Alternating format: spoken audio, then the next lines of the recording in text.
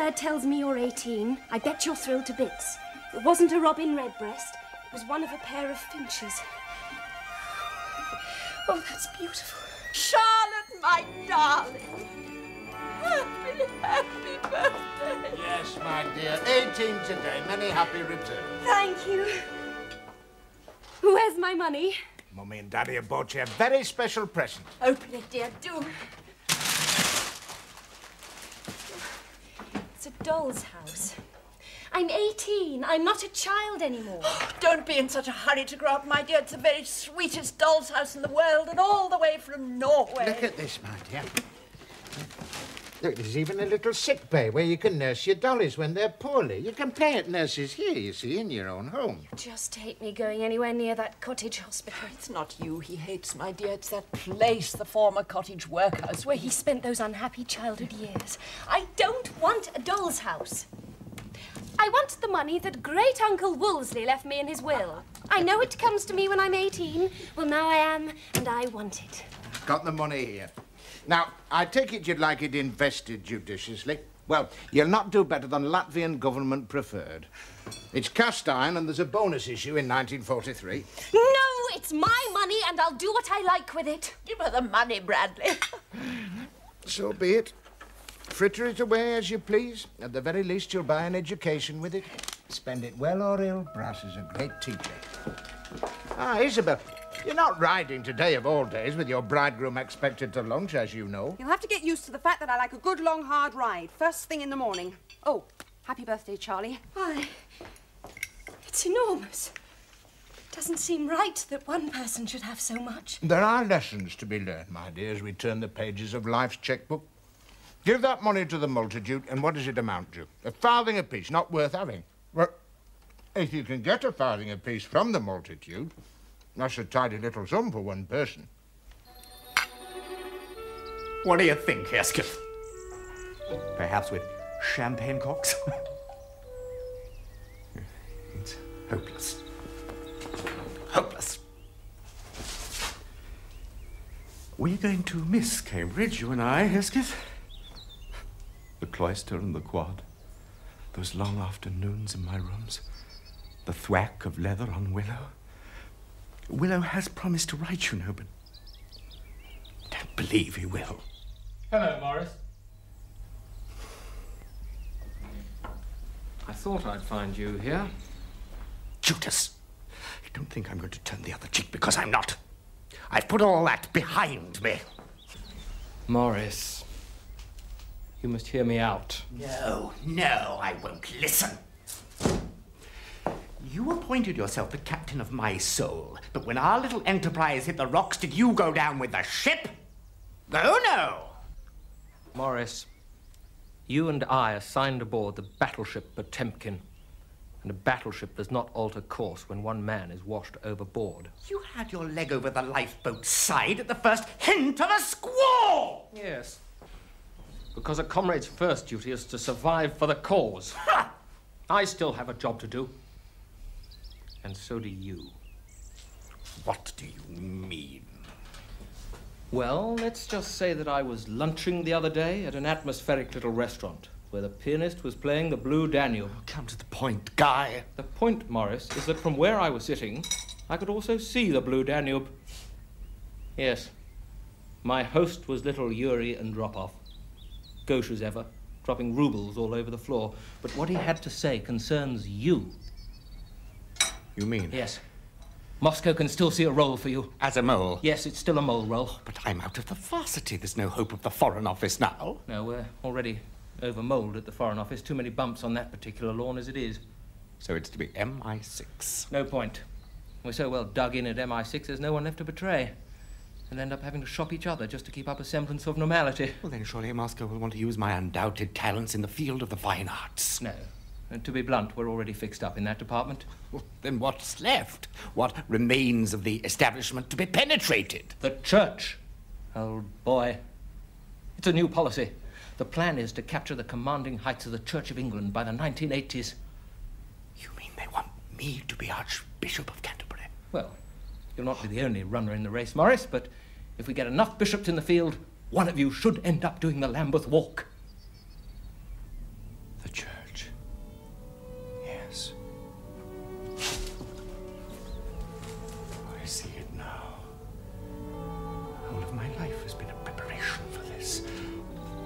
dressing up in my sister's clothes. The little services I used to hold when I buried my pets and even other people's. My growing fondness for the music of the still unbroken voice. I'm healthy, supple, and have no inconvenient religious beliefs. Oh, yes, it's perfect. And I look so well in purple. The episcopal puce. A mitre. Now that's what I call a hat. Carnal appetites. George. Aye, they've swollen out of all recognition, Doctor. Every hour of the day or night, whether I'm cleaning the house or cooking his dinner or hanging up a scrap of washing in the yard. It's like I told you in the letter. Now perhaps you'll understand the wobbly writing. Are you saying, Mrs. Fairchild, that George is demanding his conjugal right? Right, left and centre, Doctor. Well, I have examined him, as you know, in the past, and frankly, I'm amazed he bothers you at all. We never used to. It's just these past few weeks. Are you taking any steps? Oh, aye. The minute I hear him coming. But it's no good. He's quick, like a rat on outhouse wall. Mrs. Fairchild, you've confided these obsessive fantasies to me in the past. What about the lover of fiendish power of whom you spoke? Are you still subject to his visitations? His remorseless shadow falls across that threshold, Doctor, like the darkening of the sky when the pestilence fell upon the land of Nod. Oh, I could set my watch by him, if I had a watch. Mrs. Fairchild, in my opinion, your trouble has its origins in the libido. We have never set foot in that dance hall, Doctor. No, I'm talking about the sexual recesses of the mind, Mrs. Fairchild. 'Tis not uncommon for the mind to imagine gratifications that the body does not receive. They say starving men imagine banquets, and many an exiled Scot smells haggis when no haggis is about. What was I talking about? Here! You don't know when you're well off. You have delusions that many a private patient would envy. Father! Father! I've been for a snoop down at Jack Fairchild's forge because, frankly, Father, I think he's a man we have to keep an eye on. He's been taking on hands. Did you know that? Austin, come here. Take a look down there. Tell me what you can see. The slums of Utterly, Father, dominated by Big Tom. Aye, but what of the people? Those men you can see down there, what have they got in common? Well, they're all cripples, of course. Exactly. All the able-bodied men are at work. What of it, Father? I was up at the crutch factory yesterday going through the order books. Now, let's face it, Austin, we've had a pit disaster and a couple of explosions lately. Business should be booming. They're on short time up there. The only thing that's keeping us going is the standing order from Oldham Athletic. Well, why, Father, why? Our crutch is a damn good product. These things should last practically forever. Ah, well, that one has. 28 years. It's the prototype. You've treasured it all these years? Eh? No, I took it off a fella in the road just now. That's him clinging to the gate. I recognised it immediately. First crutch I ever made. Don't you see, Austin? That's why our crutch factory is facing ruin. Because they don't wear out. You mean? Exactly. They're being handed down, armpit to armpit, father to son, down the generations. It's the nightmare of every manufacturer. The enduring light bulb, the restrikable match, the indestructible teacup. What we have here, Austin, is the everlasting crutch. Our crutch factory, Father, is an insignificant part of our total output. Close it. Never. It may be no more than a cockle shell now, but to me it's still the flagship of the Hardacre fleet. My first venture into manufacture. And what crutches I gave them. The Vitesse, the Tiny Tim, and the good old Cobble Master. Nothing like it on a steep hill. There is no room for this sentiment in modern industry, Father. Exactly. Here lies the future. Here, take this, try and bend it. Now try this one. They look exactly the same. What's the difference? Modern science. Our labs have just invented metal fatigue.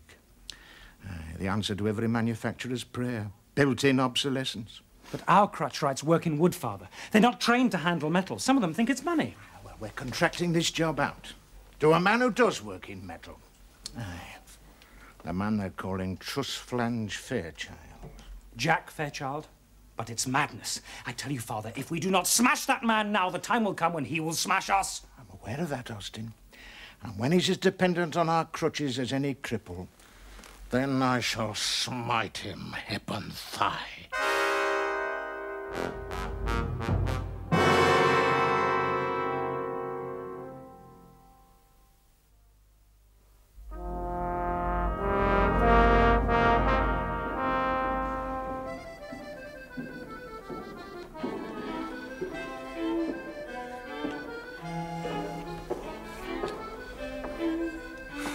Chips are on the table, ma'am. I hope you don't mind, but I've used mushy peas for my painting. Hello, Matthew. Why? Miss Charlotte? You here? Were you looking for anybody in particular? For someone who sent me a birthday card with a wonderful poem. It was you, wasn't it? How could you tell? It was you all over, Matthew. Genius in every line and no stamp on the envelope. I delivered it same way as I wrote it, by hand. It meant so much to know that you still feel something for me. Even though it can never be. No, it can never be. But it does mean, doesn't it, that we can still be, if not lovers, friends. Oh, yes, Charlotte. Friends, forever. That would be wonderful. Then that's settled. I heard about your protest, lass. Nay, never blush. It were a fine gesture. It showed everyone what you're made of. But it didn't get the exposure, Matthew. It's not what my dad said. There wasn't a word about it in the Bugle. No picture, nothing. Oh, that paper. Utterly Bugle. It's in your father's pocket. How much does it cost to buy a newspaper, Matthew? Oh, it's a penny with the chips. It's an halfpenny just for the paper. That's if you want it day it comes out, like. No, that's not what I meant. Hey, seeing as how it's your birthday, I've a present for you. I've done a picture. Why, Matthew, it's fascinating. Aye. I were going to do an African lady, but I only had green, you see, so she had to be Chinese. But aren't the Chinese yellow, Matthew? Are they? Aye. Well, happen they are, but when you're painting with mushy peas, they're green. Well, Macduff, have you channeled the ferocious energies of SPD into the powerful but harmless soap powder of which we dream? No, not exactly, but it's a test I've been running on these rabbits. Rabbits? Rabbits do not buy soap powder, Doctor. No, but I have been soaking their letters in a solution of SPD. Does it make them cleaner in their habits, the rabbits? Quite the reverse. They have become excessively active, even for rabbits. Your idea of excessively active and a rabbit's idea of excessively active are probably two entirely different things. That reminds me, I'm due to pick up Lord Mountfast at the station. Now, the next scientific step is to test the theory out on a human guinea pig. Oh, my God. Perhaps I already have. Now that I come to think of it, George Fairchild has been exposed to even more SPD than you. That cock and bull story Agnes Fairchild told me. It's not all bull after all. I don't know what come over me, love. Well, it's going on here far too often lately, George, and frankly, I can't take much more of it. It's not as if I enjoy it. I mean, you know, my view on the subject, same as it's always been. I'd soon have a good game of dominoes any day. Aye, when it was a double blank you had in your hand, I couldn't get you away from that table. I didn't know when I was well off. I'm sorry if I was rough, love. I can mend this chair. What about my pot dog? Oh, look, I'll glue it together. Look, it'll never happen again. Oh, you're a grand lass. There's something about the way them little golden hairs on your arm catch lights. George! Oh. Come here, lass. George! One of these days I'll swing for you! If only we could afford one of them chandeliers. I can't think what's keeping the girl, Lord Mountfast. When I mentioned that you were coming to lunch, and she could hardly contain herself. She was that excited that she had to go off horse riding. Did I mention to you that she does ever so much of that? Frequently, Hardacre. Your fiancé stood here champing at the bit. Now go up and get changed. Don't change a thing, my dear. Your accoutrements are most alluring to a sportsman such as myself. Oh, Jocelyn! I'm sorry to have kept you waiting. Don't apologise, my dear. When we are married, I dare say it is I who will be obliged to keep you waiting. Oh, Austin, I'd value your opinion on this coal scuttle. I just want to add lost map.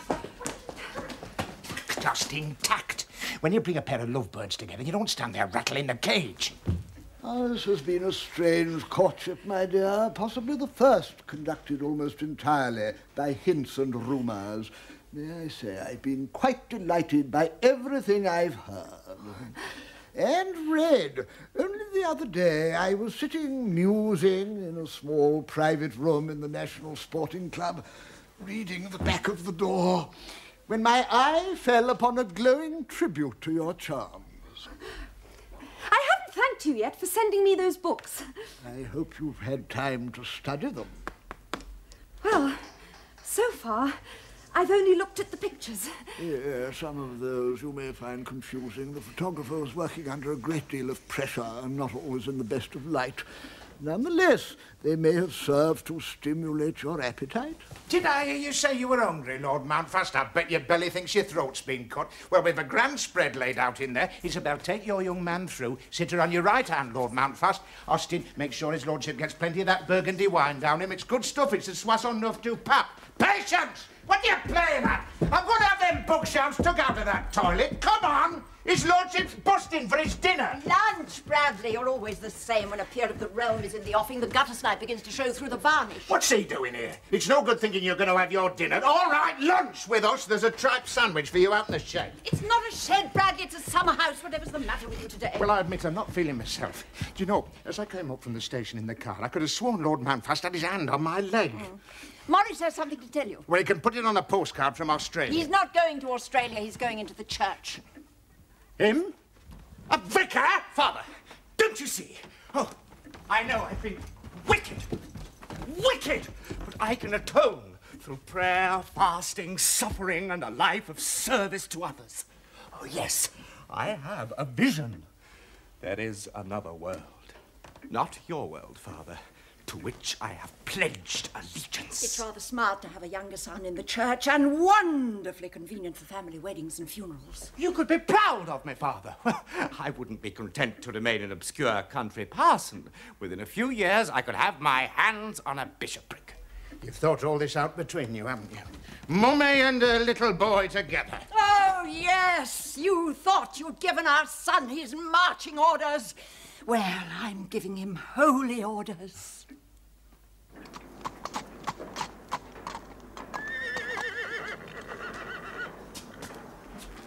We shoe no horses here no more. A man can forge no red metal when his fires are cold. I know how to fan your flames till your coals flow hot and your bellows are bursting, Jack. Aye, that's as may be, but just now I've other business to attend to. Well, surely you can attend to me. Oh, you don't know what it's like. Think I've forgotten? I just lunched with Lord Mountfast, my husband-to-be. Over the soup, he patted my knee. Over the fish, he stroked my thigh. When he got to the loin of pork, I made an excuse and left. Keep your hands off me, good soup. I know the fiendish power in them clever little fingers of yours. Aye, the Hardacre touch. Where are you going, Jack? To the bank at Bishop's Tippings. Aye, they're all falling over themselves now to lend money to Jack, Trustflange Fairchild. You're cycling over to Bishop's Tippings? Nay, I'm walking. 'Tis a fair step. Then why the bicycle clips? Ah, you know these money men. They reckon more to you if they think you got your own transport. Aye? You've got to keep up a big front. Jack! Jack! Oh! If he really did have a bike, he needn't have set off for a good hour yet. Huh, it makes one realise money does make a difference. Sonny me out, Jack. I'm looking for the worm. Your mother's locked me out at the house. Yeah, she doesn't know I'm getting through kitchen window. But I'm going to surprise her. You're Jack's father, aren't you? Oh, hello, Miss Isabel. Where's our Jack? Is he not looking after you? Seems he has other fish to fry. Ha! Yeah, well, he's a busy man now, you know. Oh, of course, he was bound to get on with me behind him, pushing him. It's me who gets it off, you know, that, thrusting quality.